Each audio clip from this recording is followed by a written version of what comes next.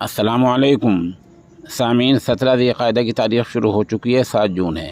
ये तस्वीर आप देख रहे हैं, ये भरतपुर के रहने वाले मोहम्मद जाबिर हैं, जिन्होंने जुनैद और नासिर के कत्ल के मामले को उठाया है, मुल्क की सतह पर उठाया है। और जो कई महीने से राजस्थान पुलिस और राजस्थान सरकार के ख़िलाफ़ आवाज़ बुलंद कर रहे थे और इनकी एक ही मांग थी कि जुनैद और नासिर के जो कत्ल का सरगना है मोनू मानेसर और दूसरे लोग, उनको गिरफ़्तार किया जाए। पुलिस ने उनको तो गिरफ़्तार नहीं किया, उनको नहीं ढूंढ पाई, लेकिन हाँ, पुलिस ने जाबिर को गिरफ़्तार कर लिया है। जाबिर पर इल्ज़ाम ये लगाया कि ये टंकी पर चढ़कर वीडियो बनाता है, इश्तियाल अंगेज़ वीडियो डालता है, इसने पुलिस की तरफ को पत्थर फेंका है और इसने फितना बर्पा किया है।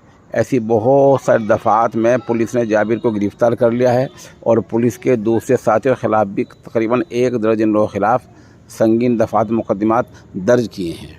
आपको पता ही है कि 4 महीने पहले जुनैद और नासिर को ज़िंदा जला दिया गया था। राजस्थान पुलिस की चार्जशीट में कहा गया है कि जुनैद और नासिर को ज़िंदा जलाने से पहले हरियाणा के एक थाने में लाया गया था, लेकिन पुलिस ने अपना दायरा कार न मानते हुए उनको जाने दिया था। अब सवाल ये होता है कि पुलिस की कारकर्दगी ये किस तरह की है कि पुलिस ने इंसाफ के लिए आवाज़ उठाने वालों को ही गिरफ़्तार कर लिया है।